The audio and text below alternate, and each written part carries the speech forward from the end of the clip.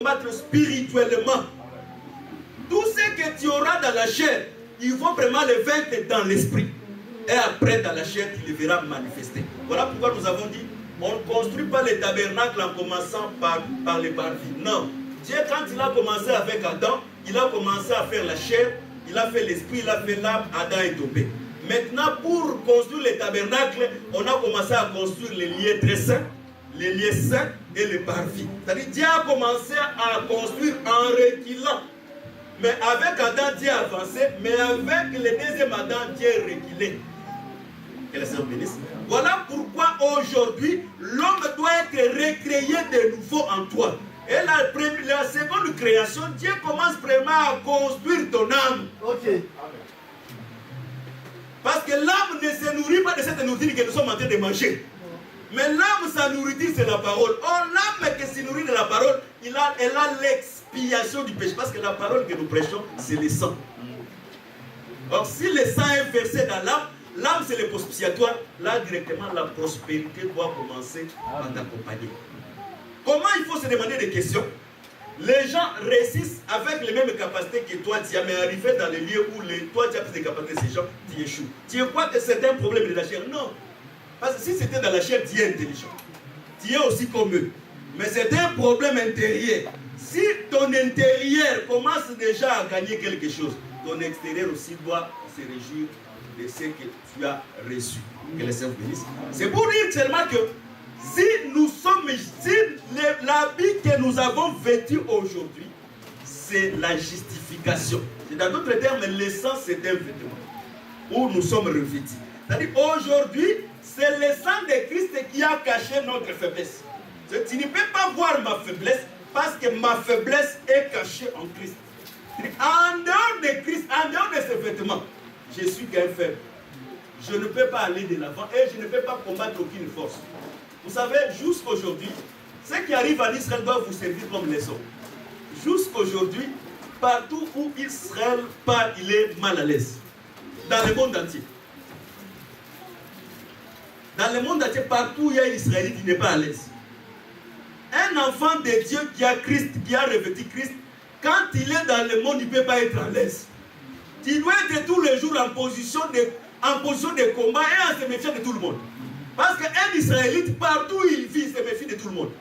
Sauf à son frère israélite.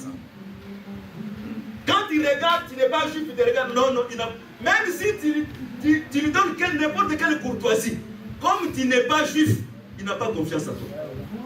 Et nous, les enfants de Dieu, on doit avoir toujours les mêmes natures sur la terre. Tu ne peux pas avoir confiance à un terrien. Parce que c'est un homme qui est l'ami du pharaon. Amen.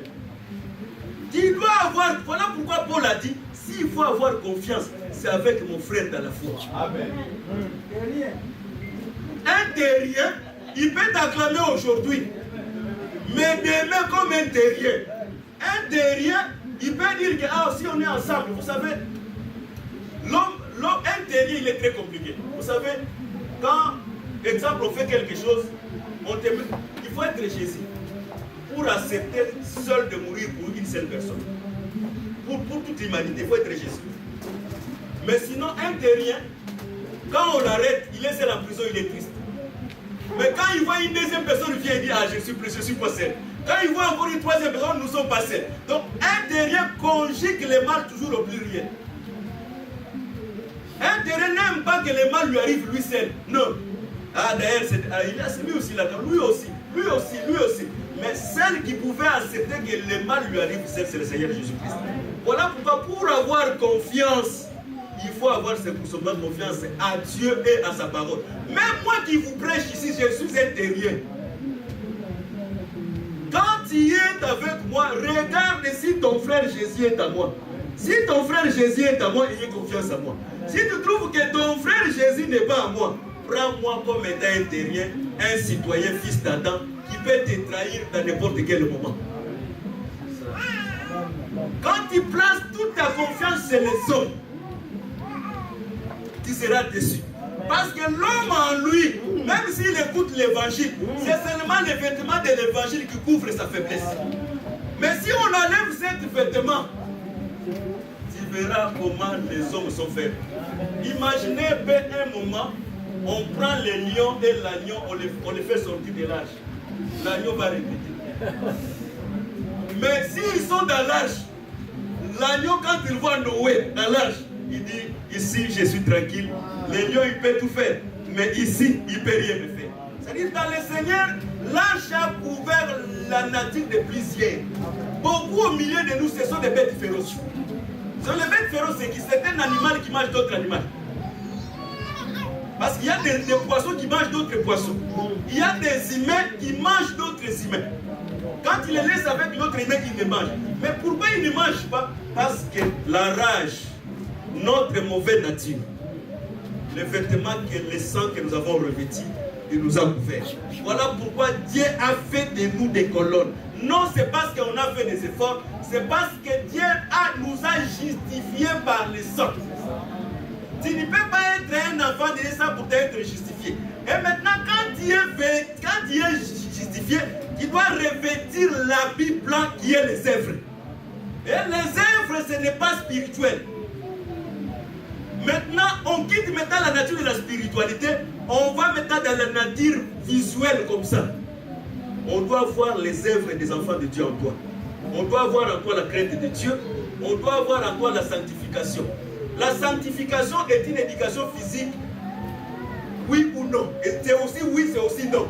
C'est aussi non parce que dans la chair, nous devons aussi maltraiter cette corps. Parce que notre premier ennemi, ce n'est pas ma tante. Notre premier ennemi, c'est ma propre chair. Voilà pourquoi je dois premièrement combattre mon premier ennemi qui est ma chair. Si je veux ma chair, le reste, je vais réussir. Que le Seigneur bénisse. Voilà pourquoi si tu n'as pas encore vécu ta chair, tu n'as pas encore vécu ta mauvaise nature, tel que tu étais, tu es toujours. Et tu seras encore. Or, celui qui peut être ce qu'il était, c'est seulement Dieu.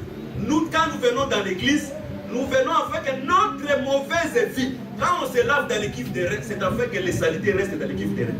Quand on écoute la parole qui est l'autre de la parole, afin que toutes les mauvaises habitudes que tu es venu avec ça puisse rester dans la parole. Que le Seigneur bénisse. C'est-à-dire, le colonne, c'est lui-même Dieu. En Dieu, il a caché sa nature de la faiblesse. Et Dieu aussi, ça c'est la nature de la faiblesse. Et Dieu c'est par rapport au salut. Mais Dieu a caché notre nature de la faiblesse par rapport à la justification. C'est la différence entre l'homme et Dieu. Dieu a caché sa nature de la faiblesse pour ne pas sauver les autres. Parce que pour comprendre, si tu comprends que Dieu est faible, tu es sauvé. Parce que Dieu s'est fait homme, il s'est humilié. Voilà pourquoi la Bible dit la faiblesse de Dieu est plus forte que celle des hommes. Or, la faiblesse de Dieu, c'est quoi? C'est accepter de mourir à la croix. Qui est maintenant tout à fait différent de la faiblesse des hommes. C'est-à-dire, Dieu, comme il a vu que l'homme était faible, quand il est mort, il est revêtu de la vie de gloire, il a pris cette habitude. Voilà pourquoi l'homme ne pouvait pas accéder au salut si Jésus n'est pas mort. L'homme ne pouvait pas accéder au salut si Jésus n'est pas ressuscité. L'homme ne pouvait pas accéder au salut si Jésus n'est pas glorifié. Le salut, ce n'est pas seulement la mort. Le salut, ce n'est pas seulement la résurrection. Mais le salut aussi, c'est la glorification. Voilà pourquoi Jésus dit, ne me touchez pas jusqu'à ce que je sois glorifié. Quand il était maintenant glorifié, il a pris maintenant ses vêtements. Il l'a donné à Éphésiens 4. Voilà pourquoi un Éphésiens 4, quand il prêche, il est en train de distribuer cet vêtement qui lui a été donné pour cacher notre faiblesse et notre nature pécheresse. C'est-à-dire, voilà pourquoi aujourd'hui, je reconnaîtrai quand tu es béni, quand je te touche. Je trouve en toi, tu es vêtu de peau de l'agneau. Même si la voix, c'est ta voix, mais le vêtement, c'est ton vêtement. C'est le vêtement de Saoul. Isaac doit bénir, quelle que soit la voix de Jacob. Dieu ne nous bénit pas à cause de nous-mêmes. Dieu nous bénit à cause de Christ parce qu'il y a quelqu'un qui a accepté de mourir à la croix. Voilà pourquoi nous disons aussi dans cet évangile, depuis les jardins jusqu'à la croix sur la terre, il n'a jamais eu la pluie. Parce que pour qu'il y ait la pluie, pour que le ciel s'ouvre, le ciel doit accepter une offrande. Voilà pourquoi tout ce que Esaü avait donné à Isaac, Isaac, comme étant la bouche qui avait la pluie, ne pouvait pas prononcer la bénédiction. Mais le jour de la bénédiction où Isaac devait accepter l'offrande, c'est Jacob maintenant qui a apporté l'offrande. Et au travers de cette offrande, la bouche de Dieu qui s'est ouverte. Voilà pourquoi nous confessons dans cette église, un ministre de Dieu, c'est un nuée. Et un bon nuée, c'est un nuée qui est rempli de l'eau.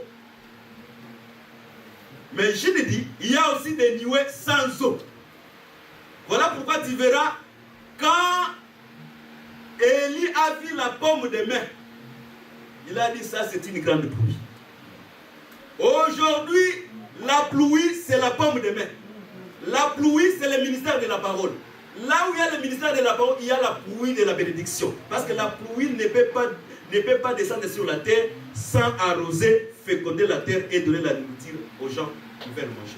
Amen. Voilà pourquoi nous croyons à chaque fois que nous écoutons la parole transforme notre vie. Et notre mauvaise vie doit rester dans l'équipe des reins. Tu ne peux pas rentrer avec tes saletés dans l'équipe des reins. Tu ne peux pas venir écouter la parole de Dieu, rester avec des remords, des conflits, des histoires qui n'édifient pas dans ton cœur. Même si tu es venu comme ça. Mais quand tu es là parlant de la parole, toutes tes saletés doivent rester là-bas. Si nous venons dans l'église et nous retournons chaque fois tel que nous sommes, c'est inutile que nous venons dans l'église. Mais si nous venons dans l'église, parce que nous savons qu'en venant en écoutant la parole de Dieu, notre mauvaise nature va rester dans l'eau. Et nous allons rentrer propres.